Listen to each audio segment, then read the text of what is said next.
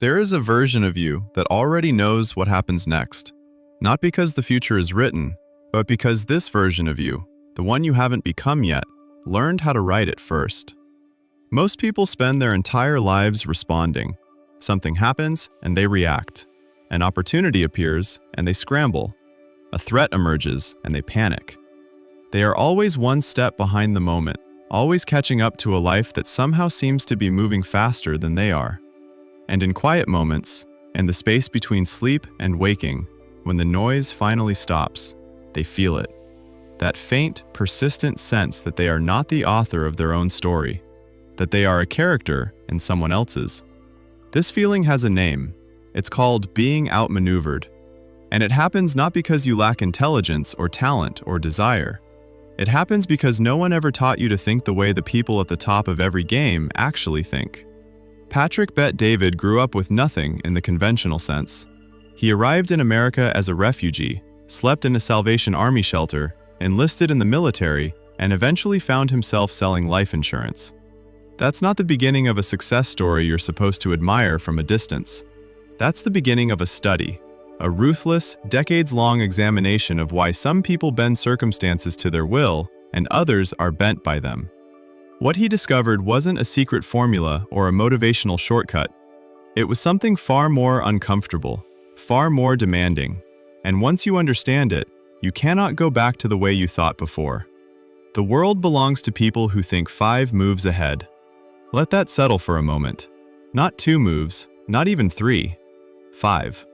The chess grandmaster doesn't see the board the way a casual player does. A casual player sees the piece in front of them. The grandmaster sees the board as a living system of cause and consequence. Every move a ripple, every decision a door that opens some futures and closes others forever. The grandmaster has already played this game in their mind before the first piece moves. And here is the unsettling truth that Bet-David forces you to confront. Most of the people shaping your world, the ones making decisions that affect your career, your industry, your options, they are thinking 5 moves ahead, while you are thinking 1. This is not about intelligence. Some of the most strategically brilliant people in history were not the most educated, not the most naturally gifted. They were the most deliberate. They had developed a discipline of mind that the rest of the world mistakes for luck or genius. But it isn't luck, it's methodology. It's a way of approaching every significant decision not as an isolated event, but as a move in a longer sequence, and asking, always asking, what comes after this? What comes after that? What does the board look like in 5 moves from now?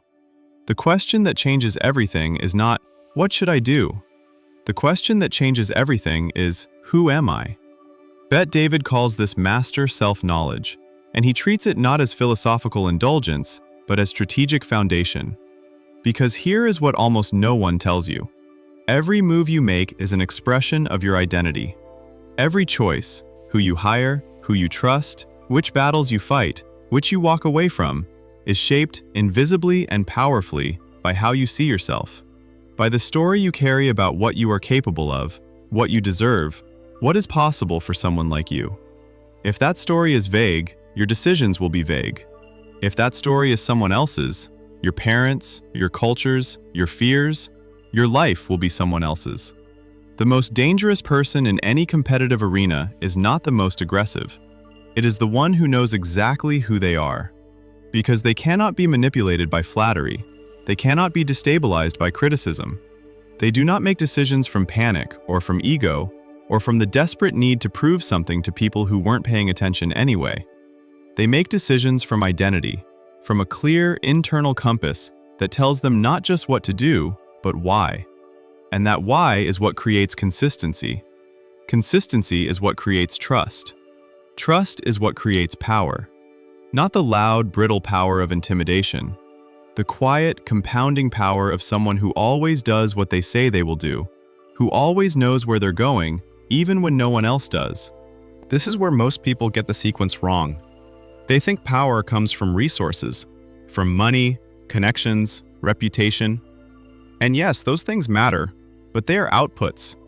They are what happens after you've done the inner work.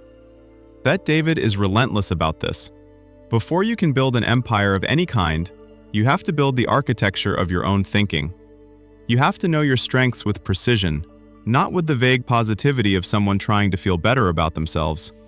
You have to know your weaknesses with equal precision. And here is the part that stings, not so you can fix them, but so you can stop pretending they don't exist and start building around them. The world is full of people trying to become universally excellent, trying to be good at everything, trying to eliminate every weakness so that no one can find a crack. This is not strategy. This is anxiety dressed up as self-improvement. The master doesn't try to have no weaknesses. The master builds a team, a system, an operation specifically designed to make their weaknesses irrelevant and their strengths unstoppable. That is a fundamentally different project, one that requires not self-criticism, but self-knowledge, not insecurity, but clarity. Think about the people at the very top of whatever field you inhabit or admire, the ones who seem to operate on a different frequency. There is something almost eerie about them, a stillness amid chaos, a certainty that doesn't tip into arrogance. They are rarely the loudest person in the room. They listen differently. They ask questions that land differently. And when they speak, it's precise, weighted, like every word was chosen from a longer list, and the ones that didn't make the cut were discarded for a reason. What you are seeing is the external expression of internal architecture. They have done the work, often brutal, often solitary, often humbling, to understand not just what they want, but why they want it. Not just their goals, but the emotional terrain beneath their goals. The fears that disguise themselves as ambitions. The wounds that masquerade as drives. Because here is the thing Bet David understands that most business books are afraid to say out loud. The chaos in your external life is almost always a projection of unresolved chaos in your internal life. Fix the inside, the outside follows. But none of this means becoming soft. There is a version of self-awareness that produces paralysis, endless introspection that becomes a substitute for action. That David is not interested in that version. His work exists in the space between knowing and doing, and he insists they must happen together. Self-knowledge without strategic action is therapy. Strategic action without self-knowledge is noise. The synthesis, a person who knows themselves deeply and moves in the world deliberately, that is something rare. And that rarity is why it commands such disproportionate reward. Now here is where it gets complicated. Because knowing yourself and thinking 5 moves ahead are both individual disciplines. But almost nothing significant gets built alone. The ability to identify, attract, and keep exceptional people is its own form of genius. And most people are terrible at it, not because they don't want good people around them, but because they don't understand what they're actually looking for, or why the people they choose keep disappointing them, or what they are doing, consciously or unconsciously, to create the dynamic that keeps producing the same outcome. That David draws a distinction that should stop you in your tracks. There are people who, when they enter your world, multiply your capacity. Your ideas get sharper, your execution gets faster, your energy expands. And there are people who, slowly and often invisibly, drain that capacity. Not necessarily through malice, but through misalignment. Wrong values, wrong timing, wrong incentives. The problem is that the second type often looks, at first, exactly like the first type. They are enthusiastic and capable, and they say the right things. And so you bring them in.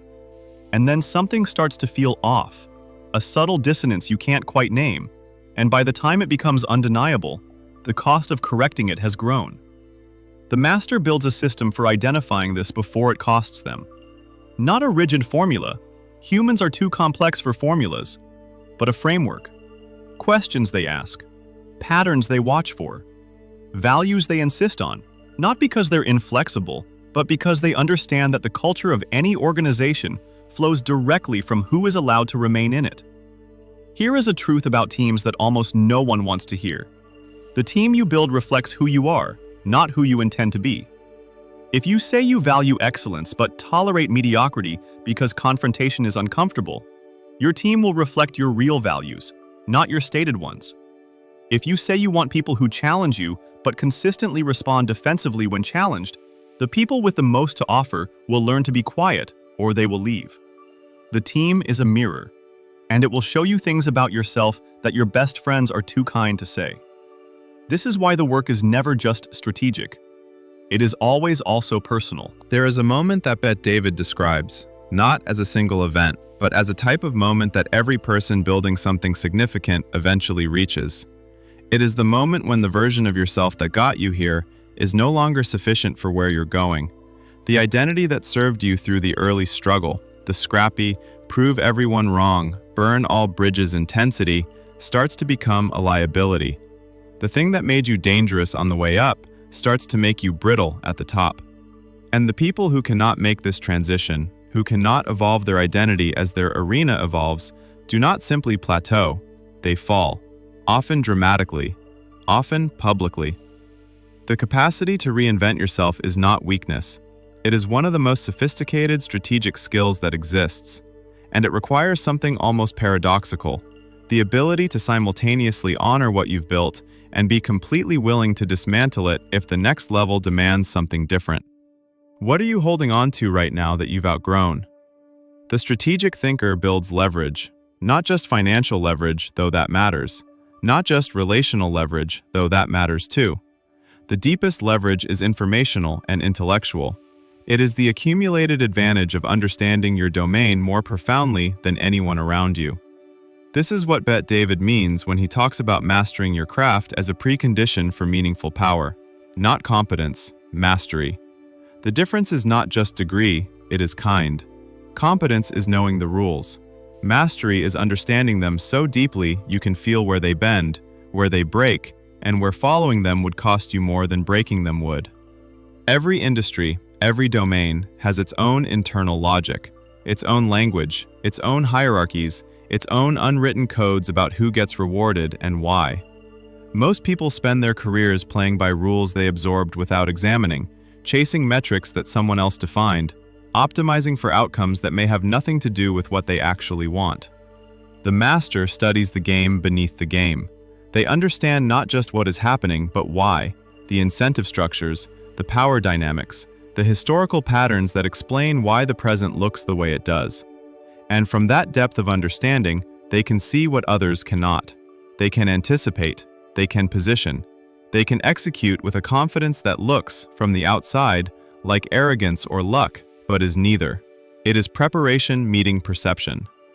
Now we arrive at something that most books about strategy conveniently avoid: the emotional dimension of competing at the highest levels. The idea that strategy is purely rational, that the best thinker with the best plan will always win, is seductive and wrong. Because strategy is executed by human beings who get tired, who get scared, who get angry, who want approval, who fear loss, who sometimes self-sabotage in ways they don't even recognize as self-sabotage. The greats are not people who have eliminated these forces.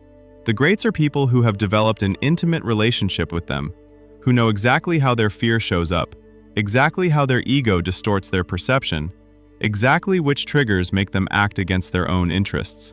And they have built systems, mental disciplines, physical habits, trusted relationships, to catch themselves before the damage is done. Bet David is explicit about this because he has lived it. He has made decisions from unresolved emotion and paid for them. He has confused vengeance with strategy and watched it cost him. He has let the hunger to prove something to someone lead him into battles that were not worth fighting. And the lessons he draws from those experiences are not the sanitized, "failure taught me so much" variety that makes for comfortable reading. They are specific. They are uncomfortable. They are about the way that unexamined psychology operates as a hidden variable in every move you make, reliably undermining what your conscious mind is trying to build. You cannot think 5 moves ahead if you cannot see past your own emotional noise. This is not a metaphor. It is a mechanical reality. Strong emotion narrows perception. Fear compresses time horizon. When you're afraid, everything feels urgent and nothing feels strategic. Anger distorts probability assessment. When you're furious, the move that feels most satisfying and the move that's most intelligent are almost never the same move. The person who has developed emotional mastery, who can stay in contact with their emotions without being controlled by them, sees a fundamentally different board than someone who is not. This is why the most dangerous competitor you will ever face is not the most aggressive. It is the most regulated. The one who can sit with uncertainty without collapsing into premature action. Who can absorb a setback without recasting it as catastrophe.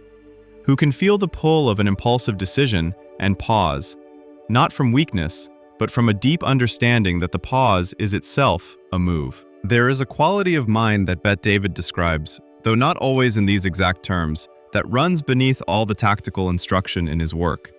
It is the quality of playing a long game in a world that rewards short-term thinking.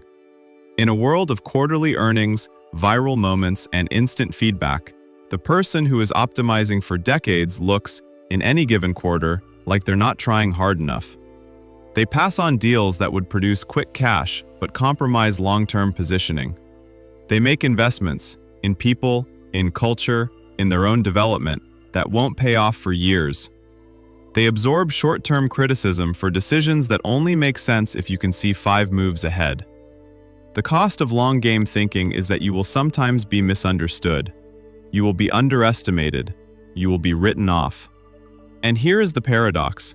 Those things are not just acceptable, they are often useful. Because the person who has been counted out is operating without scrutiny. The person who is underestimated is not being competed against. The person who seems to be moving slowly is often the one who arrives first, simply because they knew where they were going before anyone else did. There is a difference between building a business and building a machine that produces businesses. Between solving a problem and building a system that prevents that class of problems from occurring. Between working for your money and building structures where money works for you. These are not just financial distinctions, they are philosophical ones, about the relationship between effort and outcome, between presence and leverage, between what you can do personally and what you can architect systemically. Bet David spent years in the field, not in theory, not in classrooms, but in the actual friction and chaos of building something from nothing. And the insight he returns to, again and again, is that the transition from participant to architect is the most important transition a builder can make. The moment you stop asking, "How do I do this better?" and start asking, "How do I build something that does this without me?" that is the moment your ceiling disappears. But this transition is not automatic, and it is not comfortable, because it requires you to let go of something most driven people are deeply attached to, the identity of being the best at what they do. The person who is the best salesperson in the room has to become willing to be an average one in order to become an exceptional leader of salespeople. The person who is the best at executing has to become willing to step back from execution in order to become excellent at building systems. Every level up requires a version of dying to what you were, and the ones who cannot tolerate that small death never make the transition. They remain the best in a room that keeps getting smaller. This is the architecture of momentum, and momentum, that David argues, is not an accident of circumstance, it is a product of design. Most people experience momentum as something that happens to them. They catch a break, things go their way, opportunities cluster. And they experience its absence as evidence that the universe is not cooperating, that timing is wrong, that luck has abandoned them. But momentum at the highest levels is engineered. It is created by a sequence of decisions, some small, some enormous, that compound in a specific direction. It requires knowing not just what you want, but the exact sequence of moves that creates the conditions in which what you want becomes inevitable. 5 moves ahead, not 1, not 2, 5. The chess grandmaster, the strategist, the builder who seems to be operating at a different frequency than everyone around them, they are not smarter. They are not working harder necessarily.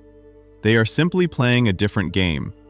They have accepted the discipline of thinking through consequences, of asking what comes after this, of being willing to sacrifice a good move now for a great position later, of understanding that strategy is not about winning every exchange, it is about winning the game.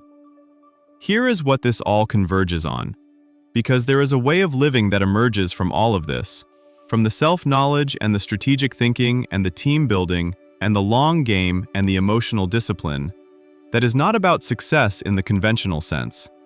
It is something deeper and more personal. It is about sovereignty. The experience of being the primary author of your own life, of meeting circumstances with intention rather than reaction, of knowing that whatever comes next, opportunity or setback, expansion or contraction, you have a framework for thinking about it that doesn't depend on luck or inspiration or other people's approval. The person who has internalized this framework does not move through the world the same way. Their relationship with uncertainty changes. Uncertainty, for most people, is threat. For the strategic mind, uncertainty is space, the space in which moves are made, in which advantages are built, in which prepared minds find opportunities that unprepared minds experience as chaos. The volatility that terrifies the reactive person is the same volatility that the strategic person has been quietly preparing to capitalize on. This is not optimism, it is architecture. And so you are left, at the end of all of this, with a question that is more uncomfortable than it first appears. Because the principles are clear, the framework exists. The path from where you are to where you want to be can, with discipline and honesty and patience, be mapped. The question is not whether this works. The question is whether you are willing to do what it actually requires. The self-examination that has no comfortable conclusions. The strategic patience that looks like slowness from the outside. The identity evolution that requires you to grieve who you were in order to become who you need to be. The person you will be in 5 years is being decided right now, not by circumstance, by the quality of your thinking, by the moves you make before anyone is watching, by the version of yourself you are quietly, relentlessly, deliberately becoming. You already knew that. You've always known it. The only question left is which move you'll make next.